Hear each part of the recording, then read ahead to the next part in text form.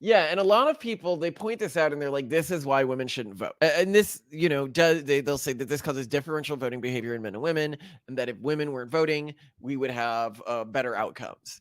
And I don't know. Like, I want to come at this like as much of an outsider as possible. Is this true? I question, though, the extent to which these dynamics of conflict and, like, the winning party translate over to politics, like, to political issues. Like, I don't. Are you denying that men and women vote differently? No, I do think I do. Well, we know we know that men and women vote differently and have So very then different what's the stances. point that you're making? Would you like to know more? You sure? I appreciate it. So, Simone, we'll get started now. I am so excited to be talking with you. So, we have this policy where we send each other interesting research when we find it. Mhm. And Simone sent me some research today, which was really elucidating because I always like when research disconfirms the hypothesis that the researcher went into it with.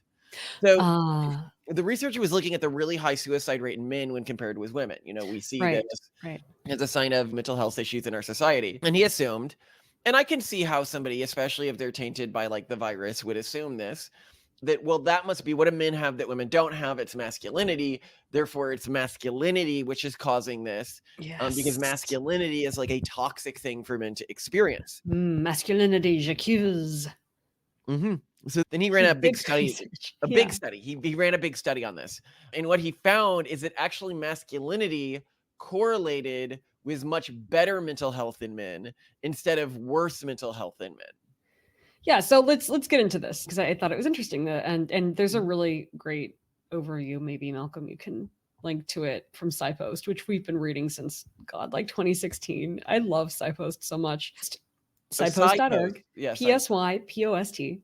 They post summaries of a lot of psychology studies as they come out. They link to them, which is very helpful because so many articles, like we're talking New York Times, Wall Street Journal, never link to the studies they reference. It drives me nuts because then you can never like, what's the methodology? Like, and then often what they also do now that they've grown to become a bigger brand than they used to be is they will interview the researchers that have just published the study, which is just great. So this particular study was authored by John Barry. That's the guy that Malcolm was talking about. It was published in Perspectives in Male Psychology. Or sorry, he's the author of Perspectives in Male Psychology as an introduction. But so the study that he did that we're talking about here that I thought was really interesting and shared with Malcolm was one in which he surveyed over 2,000 men in the UK and over 2,000 men in Germany. So this is like, specific set of people. And I think it's really important to like set that as a baseline. The SciPost summary states a key part of the survey was the Positive Mindset Index, a tool used to measure mental positivity. The scale consists of questions designed to assess the feelings of happiness, confidence, control, emotional stability, motivation, and optimism. The survey also included several questions specifically about masculinity, designed to understand how men perceive its impact on their lives.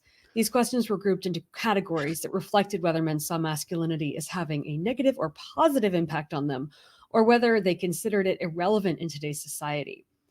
Now, what's interesting is the findings, which I think reinforce a lot of what we're discussing with culture and with sexuality and with relationships. Men who reported greater satisfaction with their personal growth had significantly higher mental positivity. So this has nothing to do with masculinity, but that is interesting. I mean, it makes a lot of sense. Mhm. This was the strongest predictor of mental well-being in both countries. Contrary to stereotypes of declining happiness with age, this study found that older men reported higher levels of mental positivity. I also think this is really important. And there's something I heard on the Red Scare podcast recently. They were quoting someone else when they were saying this, but like someone apparently had some quote about how like is wisdom really wisdom or just like the lack of hormonal influence as you get older? Like which I kind of wonder about that. But I do think that when it comes to people, especially men idolizing that very young Andrew Tate kind of mindset, I think this is good evidence or like just another little note that the Andrew Tate mindset, the youthful mindset, the highly hormonal mindset does not necessarily correlate with satisfaction and well-being Well, and and I think happiness. that when most people think about like masculinity, the masculinity that is being bemoaned by the left the most, or that is most threatening to them, it's the stoicism form of masculinity. Yeah, And it is not the bombastic Andrew Tate masculinity. yeah, And it makes sense that if you build a culture, to me at least, it just seems intuitive, that shames a stoic approach to life, that culture is going to have much, much lower mental health than a yeah, culture that embraces a more stoic approach to life. Um, 100%. and this also goes to the other video that we had filmed, which will probably come out before this, on sexuality. Mm, And when we teach our kids about sex, and I was talking in that one about when I personally was younger, like hormones, a lot of people are like, don't you want to be like pumped up on tons of testosterone? Don't you want to be like, no, like no, that's yeah, terrible. it's not Like a it good is not feeling. good for your mental health. I Yeah, can see how any male is going to increasingly get better mental health the further they escape the tyranny of their pre-programmed biological instincts, which 100%. is not the same as masculinity. The pre-programmed biological instincts is boyishness, which is Yes. very different than masculinity. Yeah. Boyishness is like, I'm gonna fight everyone, I'm gonna play with my little toy soldiers, I'm gonna, everything's a threat to me. The root cause of all of the world's problems is basically that there's not enough men who walk around their houses with swords. There's not enough men like me who do whatever they want. If every man on earth walked around with a sword, then when the females who have been emotionally manipulated try and manipulate the men won't listen. That will make the female have more respect for the man, and most of the issues of the world would basically go away. Whereas I think masculinity is much more being like an icebreaker to life. Yeah, interesting. Not, I was thinking like, well, then what are like archetypes of boyishness versus masculinity? And you kind of have Odysseus versus Achilles, right? So Achilles is Yes. like he throws a Great. tantrum, he hides in his tent, he like, it just does severe problems emotionally, very clearly. I mean, the man is worse than, a woman with PMS who has borderline personality disorder. And then you have Odysseus who just like plays the long game, tries his best to not get distracted, is obviously an imperfect person, but fights through. Yeah, So that's let's be interesting. clear, in the way that study was worded, it would have captured Odysseus masculinity much more than it would have captured this boyishness you see in Achilles. And I, Yes. I really couldn't think of a better dichotomy here. And it's just important, our younger viewers, to not overly conflate masculinity with being like Achilles, because he acts like a little bitch, to be honest. He does though, and he was very not helpful. Anyway, so in terms of what the study found with masculinity, we already talked. I mean, well, so in addition to like age being more correlated with happiness and men who are satisfied with their personal growth being more happy, also men who are satisfied with their health were more like, so like, thank you, Captain Obvious. And there are so many psychology studies that are like, this is just like, people who are healthy seem happier. But here, so perhaps most notably, says SciPost.org, the study found that men who had a less negative view of masculinity reported higher levels of mental positivity. This was particularly evident in the UK sample. In other words, when men disagreed with statements such as, quote, masculinity prevents me from talking about how I feel about my problems, unquote, they tended to have a better overall mental outlook. In Germany, not only did a less negative view of masculinity correlate with better mental health, but a positive view of masculinity was also a significant predictor of higher mental positivity. Positive views of masculinity encompassed attitudes such as feeling a sense of protectiveness toward women and a desire to be a strong pillar of support from one's family. Again, total Odysseus, not Achilles, Yes. right? Yeah. Well, and what's very interesting is these. If you look at somebody like Andrew Tate, these are things that he wouldn't have answered. He Right. or not as strongly. I mean, some of his statements say that he might be on the edge, or he would have a different relation to these questions than I Hmm. think normal people would. But it's really capturing that sort of stoic, sort of monogamous father figure within a Yes. family Yeah. is Yeah. is what's being measured here. The And provider. more than that, one who doesn't make excuses for why he's not doing things. If you look at the question like, my masculinity prevents me from sharing my emotions, these are people who are not saying that this is a problem for them, right? And I wouldn't say that it's a problem for me, in that I think masculinity or not masculinity, showing emotions is sinful, especially indulging in them. And I expect my wife just as much as me to not indulge in that aspect of personality. I think that when you indulge in an individual's emotions, I mean, one of the most toxic things you can have in a relationship is the belief that an emotional state is justification for an action. Oh, yeah. And say, I did this because I was angry. It's like, well, then learn to control your anger. Or I acted this way because you made me feel this way. Well, fucking suck it up. Though how I made you feel has nothing to do. My actions were designed to move our family towards a goal. If that ended up impeding your feelings, then that's something that you need to work on. And that was a personal failure on your part, not a mandate for some sort of counteraction. Precisely. Yeah.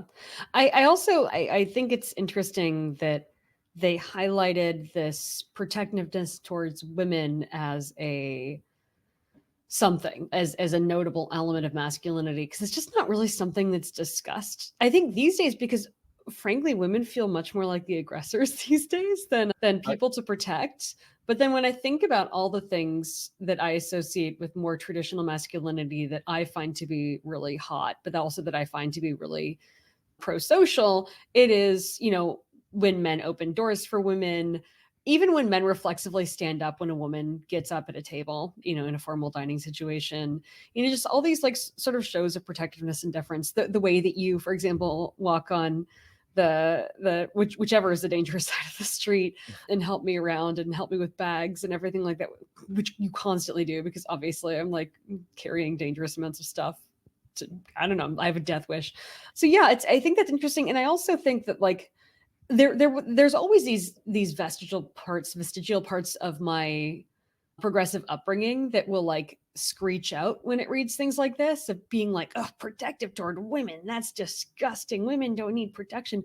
But then I also think about like when we think about traditional femininity, women are not protective toward men, no, but they are very nurturing toward men.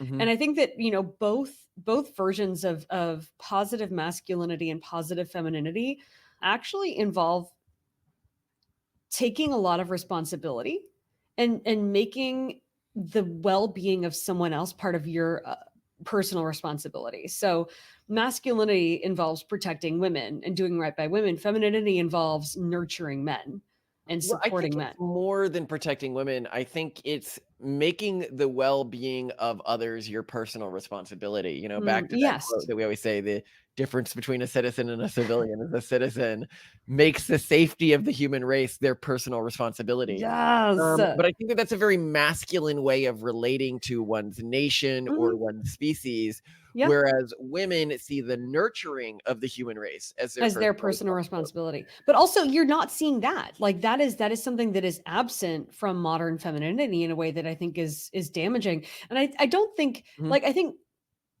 the instinct is, oh, women don't do it because it doesn't do them any good. But I actually think that the primary beneficiary of both male protectiveness towards women and female nurturing towards men is the giver. Like Yeah. you gain self ownership, self mastery, responsibility, an internal locus of control, and frankly, greater control over a situation when you are in the process of assisting someone else, because it sort of forces you to not be hopeless and helpless Mhm. and flailing about. It forces you to be in command of a situation. It Yeah. almost do you remember the story of with the Hamas attacks? There was that one Jewish grandmother who like gave tea to Oh, yes, until they were able yeah, to all like be murdered. fed men. Yeah, Yeah, that's a so very these interesting people, you like gotta tell the full story. death They through came in, nurturing. they were going to kill her and her husband, and she's this little old lady. Yeah, and she's like, Uh, "Well, I'm gonna make you tea. Like, don't you're probably hungry right yeah, now." tried to treat them as hospitably impossible while she was feeding information to the IDF about where the people were in the house and everything like Mhm. that, to the point where they were able to kill them before they killed the old couple, which they were talking about doing, they were planning on doing, but she was just so nurturing and non-threatening in the way she was acting But it's still that a they very didn't consider feminine her an active form. threat. Yeah, and it's a very feminine form of ownership, right? It's a very feminine form of taking command. Mhm. How did she do it? And how did she do it in a way that didn't stop men in a moment of very high aggression from stymieing her? Like obviously had she acted in a masculine fashion, she would have been instantly killed, right? But she reacted in a, I mean, this goes back. Why am I on the Odyssey right now? But like, what did Odysseus's wife do? Is her Oh name yes, with Penelope? all the suitors. She Yeah, with all the suitors, she hosted them. She hosted Mhm. them, and she bought time, and she bought a lot of time. Like, it was A not for long. heroic amount of time, you Yeah, might like say. Telemachus was probably super confused. She's just like, she didn't say yes to anyone. So anyway, I think that's the just like the note of protecting Well, I women also got me love this thinking about that. aggressive hosting that you're sort of talking about Aggressive, here. This is hostile well, hosting, yeah, everyone's got to watch out if Simone's hosting you too many or times. It's defensive because defensive hosting. Yeah, there, yeah, eh, tactile well, hosting. there's different ways that cultures relate to femininity and masculinity, and I think that this is Yeah. also really important. There are the aspects of us that are biologically hard coded, which I Yes. think exist between cultural groups. Mhm. But I'm almost certain that there are, some genetic differences between cultural groups in terms of like the average sociological profile of a male Yeah, and and the that's why I average was like, this is sociological profile German of a and female. UK men, right? Yeah. Oh, no, but What would be different? the point I'm making is I don't know if women, for example, of all, ethnocultural groups have exactly the same sociological profile when you think about how they contrast with men. For example, women in our group are generally much more masculine and aggressive. I think in the context of defense than would be expected of other cultural groups. I think that's in American women. Do you think that's because of the preponderance of Scots Irish women? Yes, it's likely due to the preponderance of Scotch Irish women and people who were living on the frontier for a long time. Yeah. Because frontier living requires, we talked about this in the episode of Why Don't Jews Own Guns, of martial cultures versus non-martial cultures. And Mhm. often the most extreme martial cultures see it as the responsibility of not just the man to defend the household, but the woman to defend the household. And so you Mhm. typically see weapons training in both men and women. And this is the cultural group that we are predominantly descended from. And thus, when I think about what nurturing means to me, a part of nurturing is the literal protection that you show towards the family, which other cultures wouldn't see things that way. So I don't think that your natural instinct, if somebody broke into our house, I mean, you literally have an AR-15 right next to where you work, is not to, bake them tea and cookies. I don't know. Well, I mean, I mean, yes, you're absolutely right, and that's why, and not just in that room, in every room, there's a little surprise, be it my bow and arrow or the bear spray, your giant hammer, the rifle, sorry, the over under shotgun. Anyway, what many psychologists though had come up with, which I don't know, it still resonates with me, and it's still how I sometimes react in a panic situation, is that while men on average are more likely to have a fight or flight response, women may tend to show instead a tend and befriend response, where Very they good way to show put like, it. I'm gonna watch after my children, I'm gonna try to protect who's around me, and I'm gonna try to befriend the new people who have taken over my village and I'm now going to be enslaved to, that kind of thing. So I don't know. Like I think that there Well, so there there was are a cultural great differences, study. We but mentioned this in the Pragmatist Guide to Sexuality under the evolution of sexuality that was looking at games, and it showed that when in like I think it was like physical sports games, when you had men and they were on a team and their team was beginning to lose, they would show more camaraderie with their teammates. double down. Whereas when women's teams began to lose, they would actually begin to show more camaraderie with the opposing team. Yeah. Um, uh, which makes absolute sense. If Mhm. your village is being raided and you're a man, you are going to die almost Mhm. certainly Oh, yeah, if no, they have to you kill you. They lose. have to kill you. You're too much of a liability. Yeah, whereas with women, you You might gain be an useful. advantage from doing this tend and befriend response. Mhm. Now, this doesn't mean that you don't still have loyalty to your group and that, when people's backs are turned, you're not going to end up killing them, Going back, right? yeah. But only insofar as you can go back to the way things used to be. Well, There's and it's going in to your be evolutionary best interest to befriend and stay alive as long as possible. And the way to stay alive as long as possible is to be as friendly and non-threatening as you can, because you are not as likely to be killed by default. Yeah, and a lot of people, they point this out and they're like, this is why women shouldn't vote. And this, they'll say that this causes differential voting behavior in men and women, and that if women weren't voting, we would have better outcomes. And I don't know. Like, I want to come at this like as much of an outsider as possible. Is this true? I mean, women do vote proportionally more for consensus ideas, Yep. which is, potentially not something you would want in an electorate. But I think that generally you'd probably just be better. Like if you're like, oh, limit voting to this group or that group, you'd probably be better limiting voting to people with kids.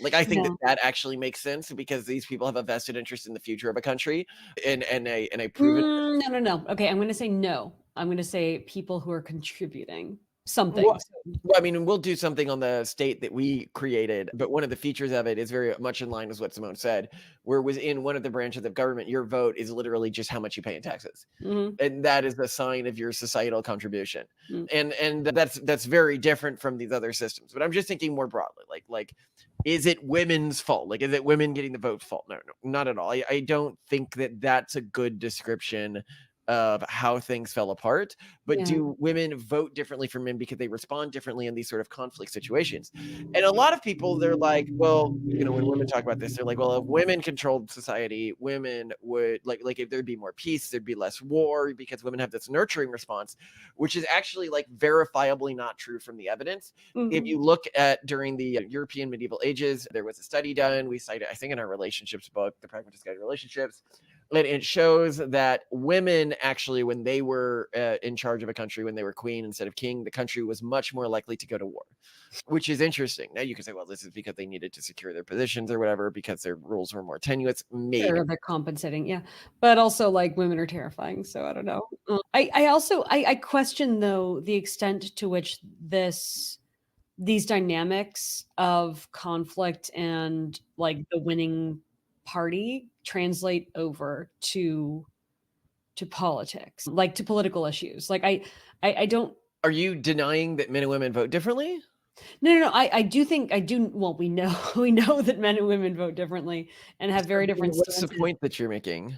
Well, I mean, like, if we're talking about, like, losing or winning in a sports game or something, like, sort of this, like, zeitgeist, I'm gonna go with the winning aggressor thing, I don't think that's translating over to political issues. Well, then what would you say about, I mean, this is the way this is often framed within rightoid circles, is they say that this response is why women are so pro-immigration and Mm, so pro-immigrant groups that are clearly hostile uh, when these groups, and I should point out, not all immigrant groups are hostile to yeah, the but I native think that's population, ignorance. but I there are don't. some immigrant groups that are clearly hostile to native Yeah. populations, Yeah, and but yet I you. think that's ignorance to the hostility because the types of media outlets that women follow, the stories that get the most clicks and that drive the ad revenue and therefore get the attention on women's predominantly women's or women heavy platforms are those feel good stories, those victim stories, those, oh, look at the cute children crossing the border stories, or look at the sad baby that died because he couldn't cross the border stories,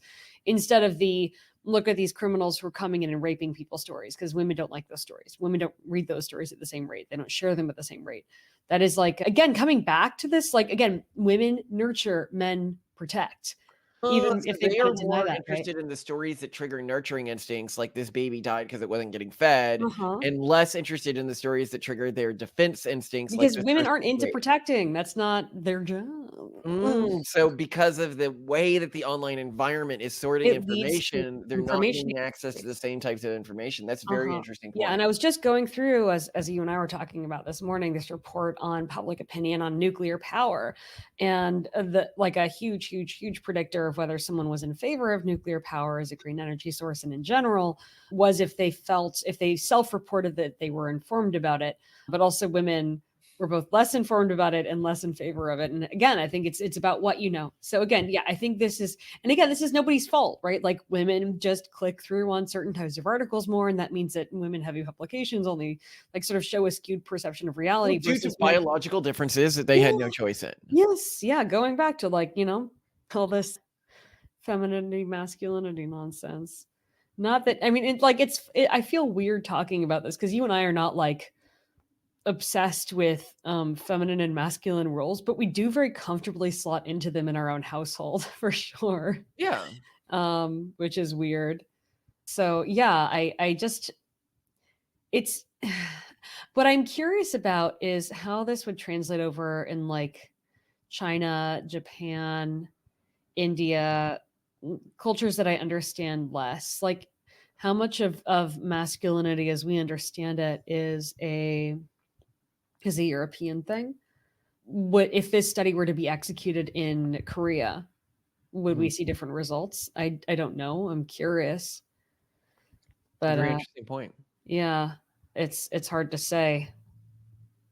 And I mean, who knows? There could be confounding factors here. You know, like it could be that people who associate more with masculinity are just more likely to be conservative, and people who are conservative are more likely to also be religious and therefore have a stronger, harder cultural background, and therefore a bunch of traditions and lifestyle amenities that just encourage better mental health. So it's not actually the masculinity that's causing better mental health, but rather the association with harder culture and a more disciplined mindset that is at play here. Like, so maybe it's not the masculinity itself that makes people have better mental health, One but thing I'd really like to see is women who are more masculine or rate themselves as more masculine, do they have better mental health? huh.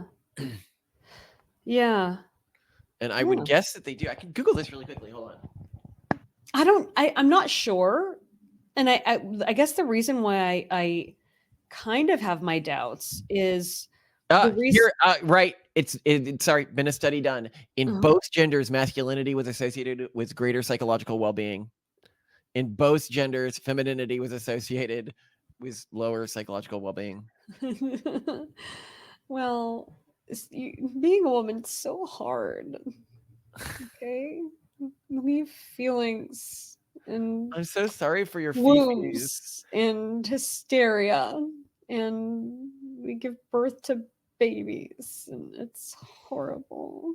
I don't know how to deal with Well, it. I'm so glad that you are not as infected with femininity as your average less, woman. less, basically not even female. I mean, really, if I have to take the same amount of estrogen pills as like your average trans person, don't I count as like not really a woman? No, wait, that's really offensive. Oh, sorry. I Oh. love you. Bye. Love you too, Simone. And you are very feminine, by the way, and very hot. Okay. Oh, thank you. Not as gorgeous as you are, though. Oh my God. I love you so much, I Malcolm. love you too. So how do the ticket go on this show? Because you get all covered. Oh, can you tell me another joke? And how do the fire truck flip on a dish? How? Because a flip over and walk around. Wow.